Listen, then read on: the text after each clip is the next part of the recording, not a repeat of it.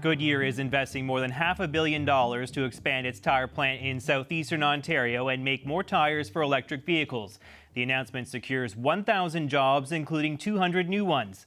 It's also backed by government support. The federal government is kicking in up to $44.3 million, and Ontario is providing up to $20 million.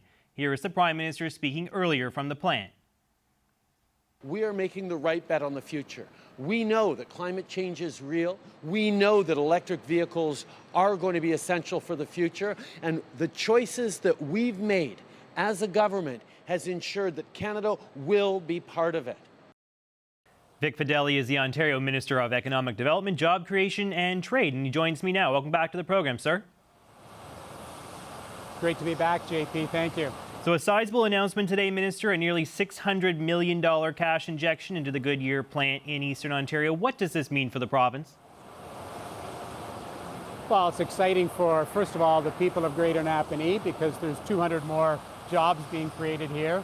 But it really solidifies the investment for the 1,000 workers who are here as they shift now to adding EV tires that they'll make here. So it's an exciting addition to Napanee. It's an exciting addition to the EV supply chain we've built in Ontario. So 1,000 jobs will be saved or preserved as a result of this announcement. 200 new highly skilled manufacturing jobs also expected to be added by 2027. But it does come at a bit of a cost to government. I think it's about $20 million for you folks in Ontario, $44 million from the feds. Is there a possibility of recouping that money if this project doesn't go ahead? Because there has been a bit of a track record in recent months of some of the big projects, some of the big EV projects stalling. Well, think about the process that no company receives any government money until actually long after the employees are here working in a plant. So, there's been no money put into any of the other ventures that have been announced. As I mentioned, it's been a bit of a bumpy road for some of the EV projects lately, Minister, in the province of Ontario. Ford scrapping its plans for an EV project in Oakville. They're going ahead with building some gas-powered pickup trucks instead. General Motors delaying its plan to produce EV parts in St. Catharines. Umicore also suspending construction for now at its multi-billion-dollar plant in Eastern Ontario. It's not quite panning out how you and others thought it would. Are you concerned all this could fall flat? Well, we've got a $7 billion plant by Volkswagen well underway in St. Thomas. The LG plant in Windsor is almost set to open. The announcement in Honda and Allison was just made. They're now breaking ground for the multi-billion-dollar separator plant for battery components in Port Colborne. We expect to make an announcement in Northern Ontario about lithium hydroxide plant. You know, with today's announcement, we've now seen $44 billion in new EV announcements and new auto announcements in Ontario in just 4 years. That's greater than any single U.S. state. So we're very confident. Look, there's going to be bumps along the way. Cars have been made the same way for more than 125 years.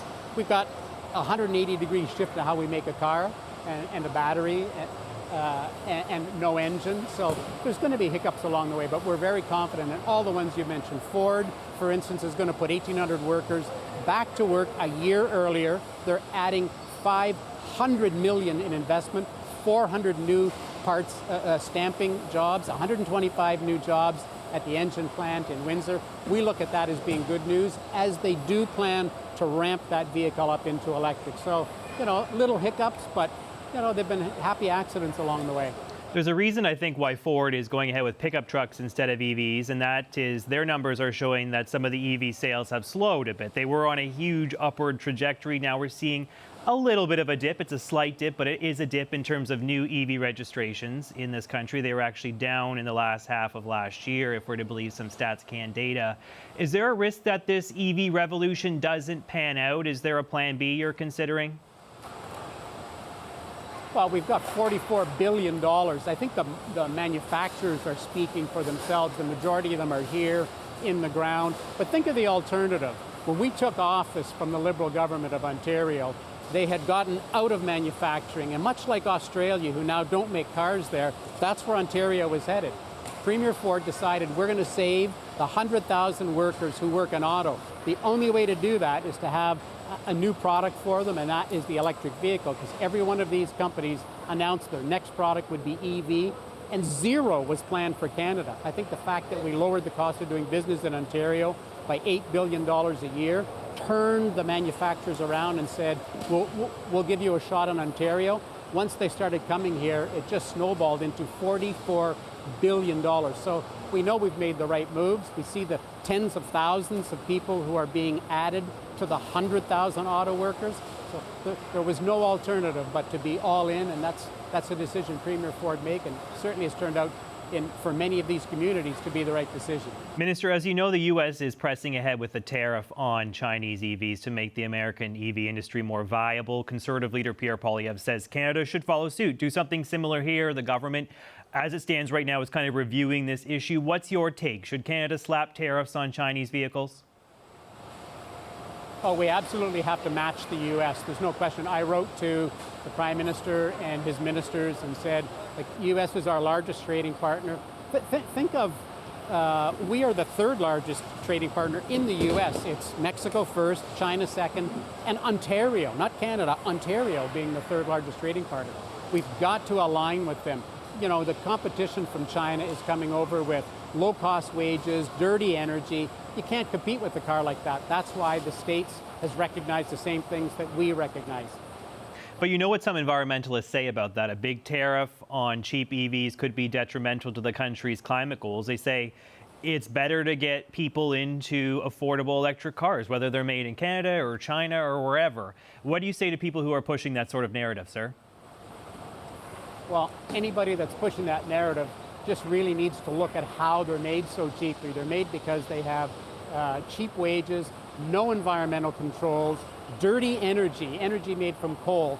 You know, so you're going to be driving a dirty vehicle to achieve a clean concept. They don't line up, and that's why we need to match the U.S. And that's why we wrote to the federal government and the ministers and suggested they've got to completely align with our largest trading partner, the U.S. Speaking of the U.S., you know, former President Trump is quite hostile to the EVs, although he's kind of softened his stance over the last little while after he got the endorsement of Tesla's Elon Musk. But Trump has still promised to do away with the Inflation Reduction Act, which has spurred a lot of EV manufacturing in the U.S., and a lot of our policies here in Canada are actually based on that regime.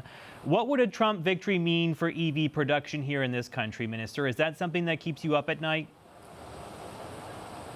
Well, we won't come to any presumption of the results of the election in November. We'll let the U.S. citizens judge that, and we'll be ready to work with whatever government gets elected. All right, let's leave it there. Vic Fedeli is the Ontario Minister of Economic Development, Job Creation and Trade. Appreciate you coming on, sir. Thanks, JP.